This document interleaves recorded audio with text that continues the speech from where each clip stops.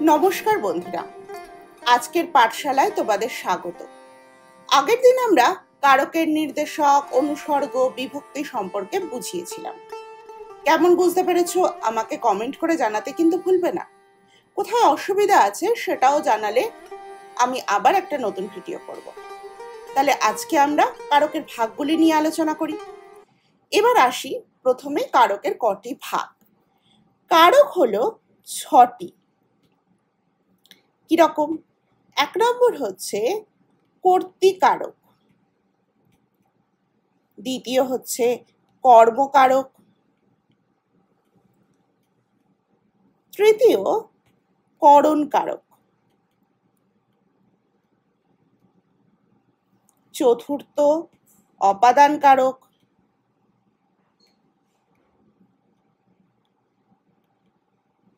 পাঁচ নম্বর অধিকরণকারক,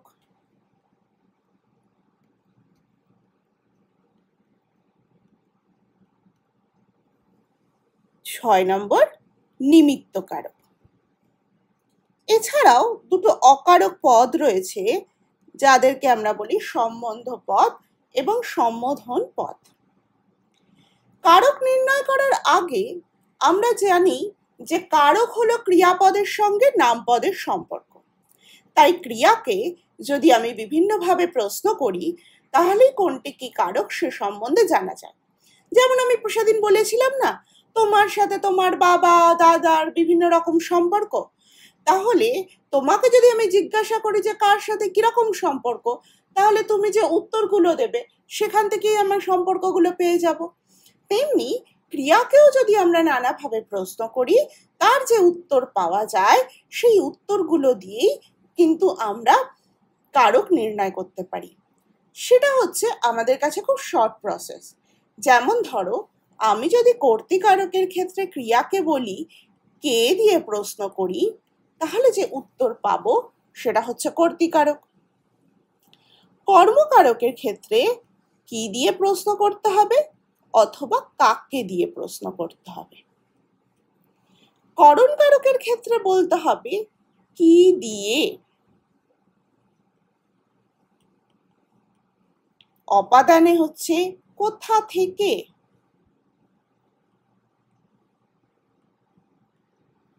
অধিকরণে হচ্ছে কখন হতে পারে, আবার হতে পারে কোথায়।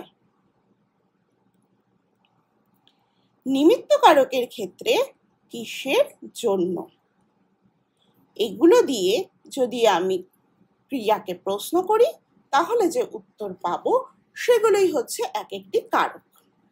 বোঝা গেল? এবার তাহলে আমরা আসি কর্তৃকারক কাকে বলে।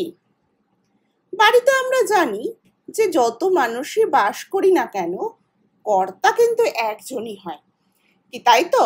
বাকিরা সবাই সদস্য। তেমনি বাক্যের মধ্যেও অনেক পদ থাকলেও মূল কর্তা কিন্তু একটি। যেমন ধরো, আমি বললাম বুলবুলিতে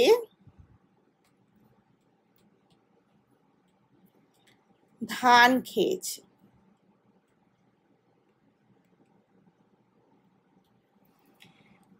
দ্বিতীয় বললাম সূর্য পূর্ব দিকে ওঠে।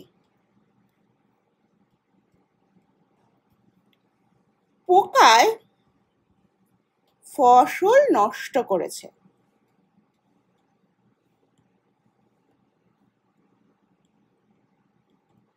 আমি যদি প্রশ্ন করি কে ধান খেয়েছে, উত্তর কি পাবো? বুলবুলিতে। যদি বলি কে পূর্ব দিকে ওঠে, উত্তর পাবো সূর্য। যদি বলি কে ফসল নষ্ট করেছে, উত্তর পাবো পোকায়। তাহলে এইগুলো হলো কর্তৃকারক। আবার অন্যভাবেও বলা যায় যে কাজগুলি যে করেছে সেই হচ্ছে বাক্যের কর্তা। এবার কর্তৃকারকেরও আবার কতগুলি ভাগ রয়েছে। যেমন হচ্ছে প্রযোজক কর্তা, প্রযোজ্য কর্তা, ব্যতিহার কর্তা, নিরপেক্ষ কর্তা। প্রযোজক কর্তা কি? প্রযোজক কর্তা হলো যে কর্তা নিজে কাজ না করে অন্যকে দিয়ে কাজটা করিয়ে নেয়। আবার যাকে দিয়ে কাজটা করিয়ে নেয় সে হচ্ছে প্রযোজ্য কর্তা। তাহলে একটা যদি আমি বাক্য দেখি, বাক্য থেকেই কিন্তু আমরা প্রযোজ্য এবং প্রযোজক কর্তা পেয়ে যাব। মা শিশুকে চাঁদ দেখান। এখানেই দেখো, চাঁদ দেখানোর কাজটা মা না করে মা কাকে দিয়ে দেখাচ্ছেন? শিশুকে দিয়ে। তাহলে মা কিন্তু নিজে কাজটা করছে না, শিশুকে দিয়ে কাজটা করিয়ে নিচ্ছে।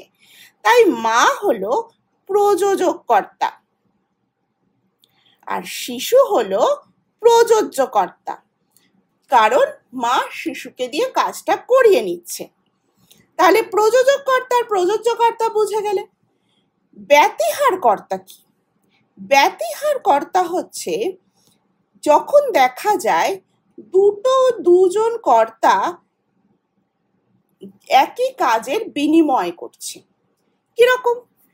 রাজায় রাজায় যুদ্ধ হয়, তাহলে দুটো রাজাই কিন্তু কর্তা, কিন্তু এক যুদ্ধের কাজটা দুজনই করছে।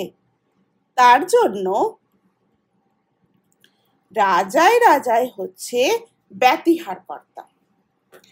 আরেক রকম কর্তা আছে যাকে বলা হয় নিরপেক্ষ কর্তা। নিরপেক্ষ কর্তা জানতে গেলে সবার আগে তোমাদের যেটা জানতে হবে, সমাপিকা ক্রিয়া কি আর অসমাপিকা ক্রিয়া কি।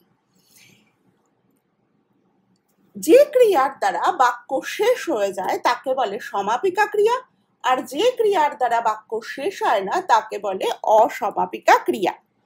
যেমন সূর্য উঠলে পদ্ম ফোটে। এখানে উঠলেও ক্রিয়া, ফোটেও ক্রিয়া, কিন্তু উঠলে দিয়ে বাক্যটা শেষ হচ্ছে না, তাই এটা কি? অসমাপিকা ক্রিয়া। আর ফোটে দিয়ে বাক্যটা শেষ হয়ে যাচ্ছে, তাই এটা হচ্ছে সমাপিকা ক্রিয়া। যখন একটা বাক্যে দুটো এরকম ক্রিয়া থাকবে, সমাপিকা ক্রিয়া এবং অসমাপিকা ক্রিয়া, তখন অসমাপিকার যে কর্তা তাকে বলা হবে নিরপেক্ষ কর্তা। বোঝা গেল? সমাপিকা ক্রিয়ার কর্তা কিন্তু নিরপেক্ষ কর্তা নয়, তাহলে পদ্ম কিন্তু নিরপেক্ষ কর্তা নয়, সূর্য নিরপেক্ষ কর্তা।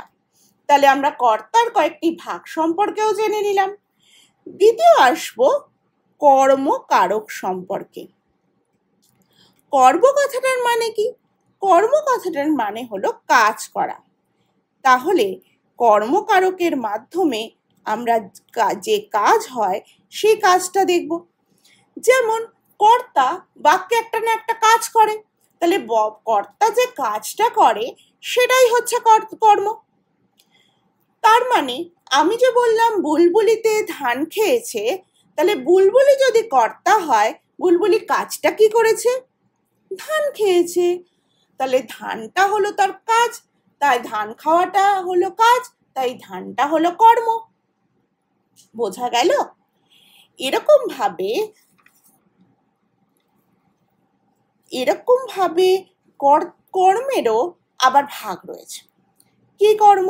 কর্ম পড়তে গেলেই আমরা দেখব অনেক সময় একটা বাক্যে দুরকম কর্ম থাকে। একটাকে বলে মুখ্য কর্ম, আরেকটাকে বলে গৌণ কর্ম। দীনুবাবু ছেলেটিকে বই দিলেন। এখন আমরা আগে বলেছিলাম যদি ক্রিয়াকে কি দিয়ে প্রশ্ন করি তাহলে যে উত্তর পাবো সেটা কর্ম, আবার কাকে দিয়ে প্রশ্ন করলেও যে উত্তর পাবো সেটা কর্ম। তাহলে আমি যদি বলি কাকে বই দিলেন, উত্তর পাবো কি? ছেলেটিকে। কি দিলেন, উত্তর পাবো বই। তাহলে তো দুটোই কর্ম হয়ে যাচ্ছে, একটা বাক্যে দুটো কর্ম। তাহলে কোনটা গৌণ কর্ম আর কোনটা মুখ্য কর্ম? এরকম অবস্থায় যেটা আমরা দেখব প্রাণীবাচক শব্দ রয়েছে, অর্থাৎ যার প্রাণ আছে, যেমন ছেলেটার মধ্যে প্রাণ রয়েছে, তাই ছেলেটা হচ্ছে সব সময় গৌণ কর্ম। এরকম ভাবে কোনো বাক্যে যে প্রাণীবাচক কর্ম থাকবে সেটা হচ্ছে সব সময় গৌণ কর্ম, আর যার মধ্যে প্রাণ নেই অপ্রাণীবাচক সেটা হলো মুখ্য কর্ম। তাহলে হলো বই হলো মুখ্য কর্ম। তাহলে কর্মকারকের ভাগটা নিশ্চয়ই তোমরা বুঝলে। তাহলে আজকের ভিডিও আমরা এখানেই শেষ করছি। পরের ভিডিওতে আবার কারকের অন্যান্য বিষয়গুলো নিয়ে আলোচনা করব। এই দুটো কারকের যদি বুঝতে কিছু অসুবিধা হয় তাহলে অবশ্যই কমেন্ট করে আমাকে জানাবে। তাহলে আজ এই পর্যন্তই। ধন্যবাদ সকলকে।